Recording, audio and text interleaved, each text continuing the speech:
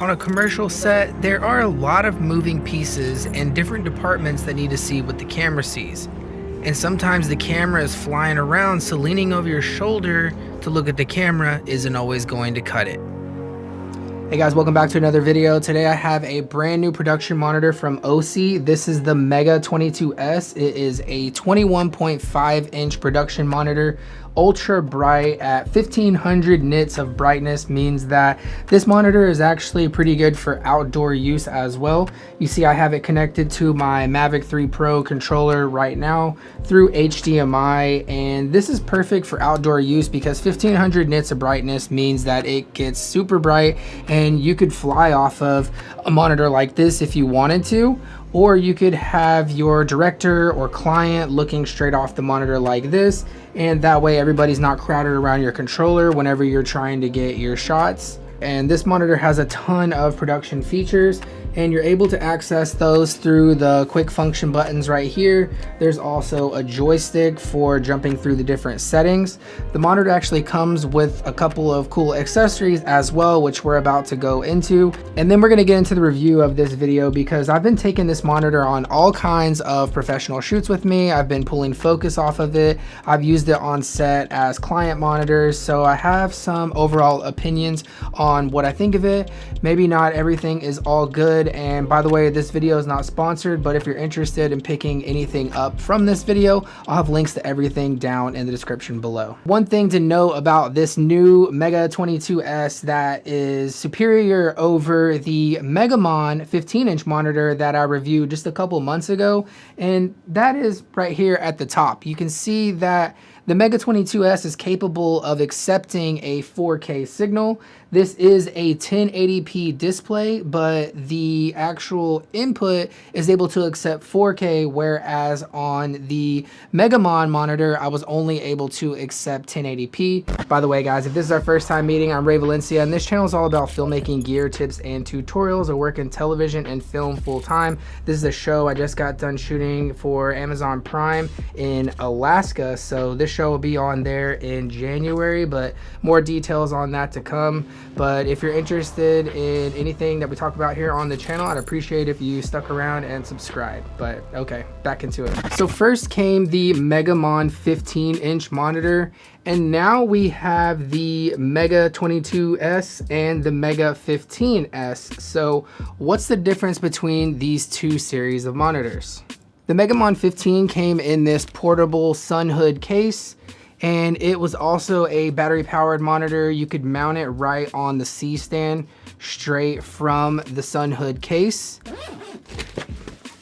And this packs up just like that into a nice convenient portable case, or you can just put the monitor straight on a stand like this if you don't want to use the whole accessory hood.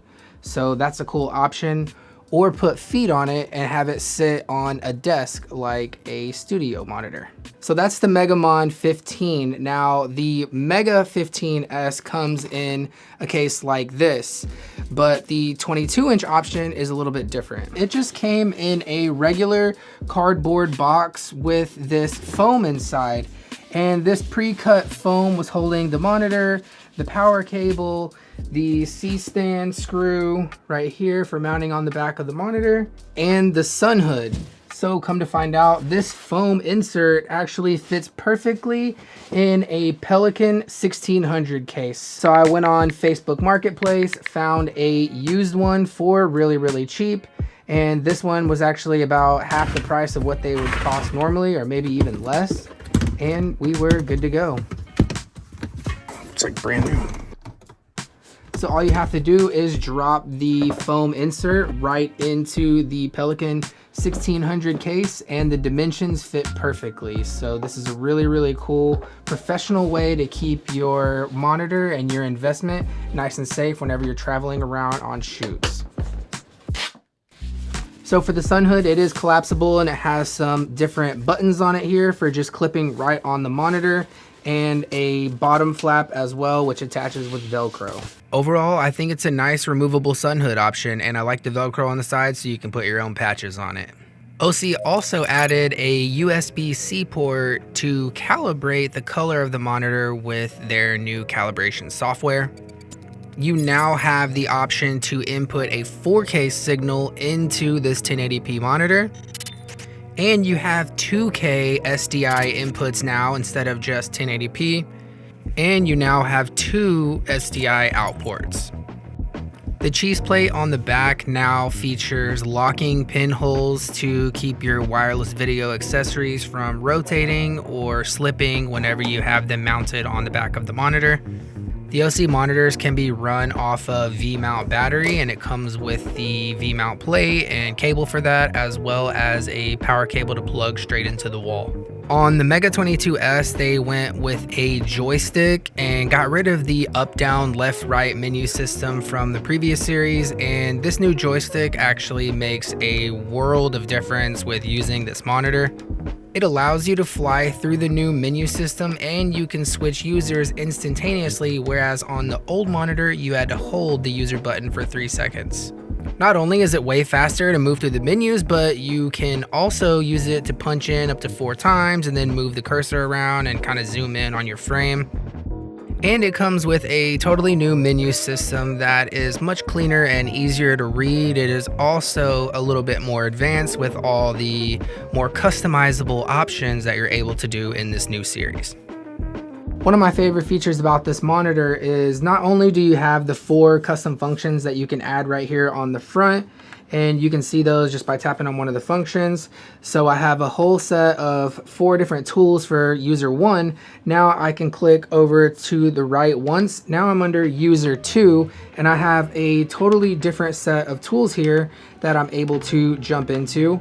And I can actually customize these to whatever I want, and you can do that for user 3 and user 4 as well. So you can really just make as many tools as you need right here. Also, you don't have to limit yourself just to the 4 quick functions that are here on the front of the monitor. If you press enter on the joystick, you can actually see that you can add 4, 5, 6, even more. There's a plus here to keep going on the page if you want to keep adding more functions. Now let's say I want to turn false color on, but let's say I want to customize it. I'll just hit right to go over into the menu, and now I can change between camera or custom, and you can dial this in at whatever level you want, and that goes by the different percentages, so you can really dial this in however you like. And you can add any of these tools to any of the functions on any page.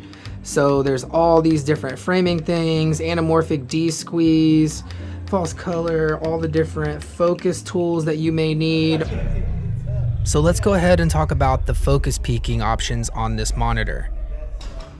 You have the option to be able to change your focus marks into different colors, and you can also change the sensitivity. But what is it like using it professionally for work on a set? Well, I find that it's very easy to find my focus points whenever I have this enabled. Although even at the very lowest setting on the sensitivity, I still find that the focus peaking is a little bit strong. I prefer to have it very minimal and just kind of use it as a backup. But this is very strong. As you can see, compared to the original Megamon, it's much less strong. Although you don't have the sensitivity option on the Megamon, you have to just adjust the sharpness manually, and then that's kind of counterintuitive for being able to pull focus on it. While the new focus peaking system is much better than the previous generation, I would still like to be able to dial it down just a little bit more. So right here you can see that I have the brightness all the way down here, so we're not overexposed. I have the backlight set to 0, but you can go all the way up to a 10. And a 10 is 1500 nits of brightness on the Mega22S, but whenever you max out the Megamon, that's only 1000 nits of brightness. But you can see whenever it's maxed out that the Mega22S actually handles the max output a little bit better. So one cool thing is too, you can program your own LUTs on here. So you can load up to 10 custom LUTs on here, or lookup tables, and you get those from wherever you normally get your LUTs from. I'll just show you Sony Cine, for example, and they have a bunch of free LUTs on here that you can download. All you have to do is drop that onto a USB thumb drive and plug that into the front of the monitor. Now go into the menu and go down to load user LUT and load your LUT from your thumb drive. Now you can view your log footage in the color profile that you plan to use in your edit. You can program the LUT as one of your 4 quick functions on the front of the monitor. And if you dive into the menu a little bit farther, you can actually dial in the intensity of the LUT if it is too strong whenever you first turn it on. But very cool that you can just customize this monitor to however you want. One thing I criticized about the original Megamon was the fact that it didn't have any option to rotate the display, but I'm happy to report on the new Mega22S that you're able to have a display rotation and you're able to flip the monitor any way you want.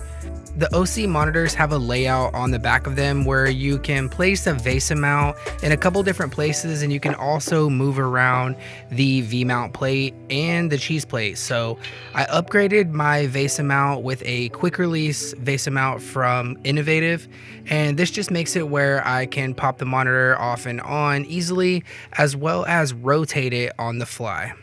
So who do I see these monitors for? I see these for anybody that is looking to step up their first AC kit for pulling focus, or maybe you're starting to get into bigger productions and you have a director or an art department on set that need to see your image on your camera. These are fantastic budget-friendly options, very, very high quality. You have different price ranges and different sizes for whatever you need. You have the more compact and portable 15-inch versions, or you have this new Mega22S, which is capable of 4K, really customizable with its new interface, is very fast and very easy to use. I do like how much more advanced the options are on the Mega22S, although it does cost a little bit more than the 15-inch versions. And I really like my Megamon 15-inch monitor. It's just a little bit more compact, and I like taking that on shoots. It's not quite as big and bulky. And then I like having this large one here for the lighting team or the stylist or the director or someone else on set. So really cool having multiple monitors on set. It is a super nice luxury to have. It's not necessary to make a better image, but it is a very nice thing to have on set, especially if you're a professional working on big productions or even small productions. So, all right guys, if you're interested in picking anything up, I'll have links to everything down in the description below. Shoot for the stars, and I'll see you very soon in the next video.